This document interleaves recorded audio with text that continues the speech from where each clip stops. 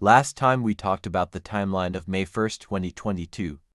Our Liaoning aircraft carrier battle group, according to the plan, was heading to the waters east of Taiwan for training exercises. The main goal was to deter the troublemakers, especially since, just 10 days earlier, 6 U.S. senators had taken a trip to Taiwan, stayed at a hotel on the island, and left the next day. We couldn't just let that slide. We have pride to maintain.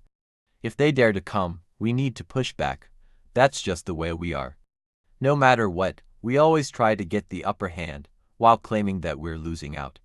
It's a core part of our national character. You can see how this character determines the way we do things. Take the US, for example. They love symbolic gestures. What do I mean by that? They come here, and if you get scared, they feel like they've won, like they've gotten the upper hand, even if it's just verbally. But we do things differently. We always go after tangible benefits, even if we say we're at a disadvantage. It doesn't matter what we say, what matters is that our actions don't stop, and we always gain something from it. Ever since we acquired an aircraft carrier, we've wanted to extend our reach to the southeastern part of Taiwan, but we hadn't really had a chance before. If you look at the history of our military exercises since the founding of our country, they've all been concentrated around the Taiwan Strait. We had never actually done anything on the other side of Taiwan before. But after we broke through the first island chain in 2021, our strategic influence expanded to surround Taiwan. So, this training exercise was aimed at pushing our strategic frontier further, right behind Taiwan, in the southeastern waters, to form a complete encirclement of the island. The Liaoning carrier was fully loaded for this exercise, with 7 ships in total. Let me list them for you. The O-55 class destroyer Nanchang, the O-5-D class destroyers Shining, Urumqi, and Chengdu 305 Dis altogether, along with the O-5C class Zhengzhou, the O-5 class Xiongtan, and the 901 comprehensive supply ship Hulanhu. Now, the star of the show here was the O-55 destroyer Nanchang, hull number 101, but at this point, it hadn't shown its full power yet.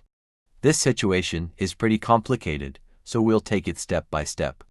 After Liaoning set sail from Shandong on May 1st, it headed south without stopping, even when it passed through the first island chain near the Ryukyu Islands. By May 3rd, it had reached the area near Dado Island, southeast of the Ryukyu Islands and north of the Philippine Sea. In the last chapter, we talked about how the U.S. aircraft carrier strike group led by the USS Lincoln was nearby, waiting for us. But at that point, they hadn't moved. Why not? Well, the U.S. was waiting for the USS Ronald Reagan to come out. The Ronald Reagan was docked in Japan's Yokosuka port for maintenance. This needs a bit of explaining. The Ronald Reagan had been in Yokosuka since October 2021 after it withdrew from Afghanistan. It stayed there for what they called selective restricted availability, basically maintenance, like changing oil, replacing filters, and topping off fluids. Some of you military enthusiasts might ask, can Yokosuka even handle carrier maintenance? Well, no, not really. But the US had no choice. They only have to repair bases left for their 11 carriers, so they can't maintain them all properly. Nuclear-powered carriers need maintenance every 6 months, but since the US manufacturing sector has hollowed out, they struggle to keep up with the demands. By May 2022, China's shipbuilding industry accounted for 80% of global orders, with South Korea at 14%, and Japan and the US splitting the remaining 6%. These are the facts, and you can verify this data online. It's all public information. So, the US had no choice but to do limited repairs on the Ronald Reagan in Yokosuka. But when they saw China pushing into the first island chain and potentially the second, the US had to act. They decided to forego repairs, bringing the Ronald Reagan back into action. On May 5th, the U.S. announced that the Ronald Reagan would be conducting 10 days of carrier-based aircraft land and takeoff training near Iwo Jima. From May 6th to May 25th, if you check the map, you'll see that Iwo Jima is close to where our Liaoning was conducting its exercises, about 700 kilometers to the east.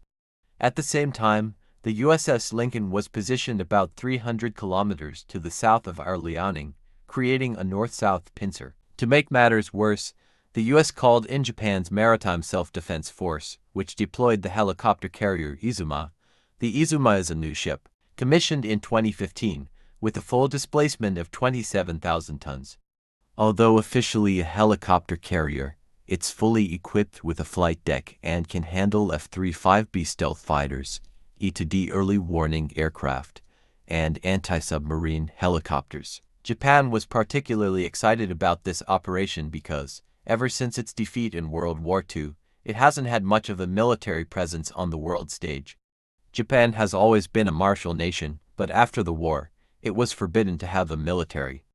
That's like turning a lustful man into a eunuch, it's bound to frustrate him. So, Japan has been working to normalize itself, arguing that a normal country needs a military. Now, with the US letting Japan join the fight against China, Japan was thrilled. They saw this as an opportunity to make up for their defeat in the First Sino-Japanese War. Japan's Izuma carrier launched E-2D early warning aircraft, conducting reconnaissance hundreds of miles ahead. Meanwhile, the US had connected Japan's command and control system to its C4I network, allowing seamless integration of data. As the E-2D approached our Liaoning group, they noticed something. Our Liaoning was conducting frequent takeoffs and landings of fighter jets, over 100 in a single day. The Japanese quietly observed from a distance. They noticed that, while we were launching and landing planes frequently, the pilots seemed unsteady and inexperienced. The E-2D reconnaissance plane reported this back to the C4I system, which quickly calculated and concluded that our Liaoning pilots were mostly rookies. It turned out that China was using the Liaoning to train new pilots. This is understandable because, while it's easier to build new ships, training qualified carrier-based pilots takes much longer. You can't just train 40 pilots for 40 planes. In wartime, you need backups because the real battle will also be a war of attrition for pilots, not just equipment. This is why China uses its carriers to train large numbers of new pilots. Taking off and landing on an aircraft carrier is no small feat. It's a skill you simply can't practice on land. First, you're at sea, and the carrier is constantly moving. For pilots of carrier-based aircraft, you're dealing with a moving runway, which is something that can't be simulated on land. Second, no matter how big the carrier is, there will always be some slight rocking due to waves. Although the carrier is massive, even the smallest movement can sometimes be fatal for a pilot. Some may ask, didn't you mention before that the US uses assisted radar for takeoffs and landings on carriers? Don't they use automated systems now? Well, that's the US. We're equipped with similar radar systems, but our military has always trained under the principle of making things as difficult and rigorous as possible. What if, during wartime, those radar systems are jammed? Just like when we interfered with the USS Carl Vinson, you can't just dive into the sea. That's why in our training, we often don't use assisted landing radar systems. We practice manual operations. Think of it like mastering a semi-truck to aim for that a license. When Japan learned about this, they got excited. They thought, so the Liaoning carrier is full of rookies with no real experience. This information quickly spread through their C4ISR network. The commander of the USS Ronald Reagan Carrier Strike Group immediately ordered Japan's Izuma to close in. Japan, realizing they were being used as cannon fodder, reluctantly complied. After all, the US is still their big boss. They unwillingly moved into our detection range. Truth be told, we had already noticed their sneaky behavior. We were indeed running drills with rookie pilots practicing takeoffs and landings on the carrier. We weren't sure about our own combat readiness, but we couldn't just let Japan get too close. It'd be dangerous. So, the Liaoning's carrier battle group quickly issued a command. To J-15D and to J-15 fighters took off and headed straight for the Izuma. Our J-15D and J-15 aren't stealth fighters, so Japan's E-2D Hawkeye quickly detected them. They immediately reported back to the USS Lincoln via their C4ISR system, crying, "They're coming for us." At the time, there was already an American EP-3 electronic surveillance aircraft nearby, similar to the type that crashed into Wang Wei's jet 20 years ago. The Americans aren't dumb. They were fully prepared for an electronic warfare encounter. Despite the low likelihood of a hot war between major powers, the threshold for electronic warfare is getting lower. Why? Because electronic warfare generally doesn't cause casualties. Even if your plane crashes into the sea, you can't admit it was due to electronic interference. It's too embarrassing. So, electronic warfare becomes more frequent. On our borders, electronic warfare never really stops. This time, the EP-3 was ready to jam our 4J-15s, believing they were dealing with rookies. The EP-3E's strength lies in its electromagnetic jamming capability, something it demonstrated back in 1994, as our fighters took off. Still within the protective range of our carrier group, the EP-3 began to jam them with strong electromagnetic signals. But our Type 05-D destroyer wasn't just going to sit and watch. It quickly activated its phased array radar to suppress the EP-3 with electromagnetic countermeasures. Now, some might ask, can our Type 05-D's radar really overpower an EP-3's electronic systems? Yes, it can. Our 05-D's radar is the Type 346A phased array radar. Even the USS 70+ Arleigh Burke-class destroyers are still using non-phased radar systems. It was only in 2023 that the US finally launched a destroyer with phased array radar, the Arleigh Burke Flight 3, but we've been using this technology for years. The 346A radar can emit powerful electromagnetic waves. The EP-3 relies on its four engines for power, but it simply can't match a destroyer in terms of output. So, the EP-3 quickly found itself suppressed and had to retreat, fearing that prolonged exposure might even damage its radar components or harm its crew. With the EP-3 out of the picture, the Izuma was left alone. The Japanese crew was nervous, thinking, what now? Our 4J-15 circled the Izuma, signaling, get lost, or we'll take you down. This is no exaggeration. You can find reports of this online, about our J-15s flying right over the Izuma. At this point, Japan's resolve hardened. They figured, the US won't strike first, but we can, so the Izuma activated its fire control radar and locked onto our J-15s, preparing for an all-out confrontation. The Izuma, despite being a helicopter carrier with limited anti-air capabilities, still had its Serum missiles, which are highly effective at short range. The Serum is one of the most advanced short-range defense systems, with a range of just 9 kilometers but a speed of Mach 4, making it deadly against third-generation fighters.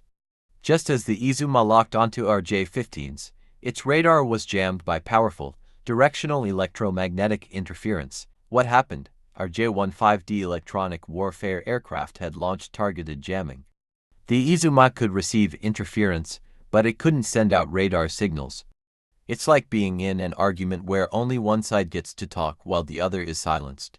Frustrated, the Izuma had no choice but to retreat as a voice came over the radio. This is the People's Liberation Army Navy. You are entering a military exercise zone. Leave immediately. Translation: get lost, or you're finished. Seeing the Izuma retreat, the USS Ronald Reagan wasn't pleased. They thought, we told you to lead the charge, but now you've chickened out after 4 planes scared you off. Useless. The Reagan Strike Group then launched for A-1AG Growler electronic warfare jets and sent to Arleigh Burke-class destroyers, the USS Decatur and the USS McCampbell, to confront our fleet head-on. Meanwhile, the Reagan Group launched 14 F-18 Super Hornets, fully armed with missiles and drop tanks, ready for a real fight. Not only that, but they also ordered F-15Cs from Japan, supported by in-flight refueling, to join the attack. The US had truly embraced the art of war, acting swiftly and decisively. And this was just the beginning. The Lincoln Carrier Group, waiting to the south, was ordered to move in for a pincer attack. Their goal, sink the Liaoning, and set back China's navy by a decade.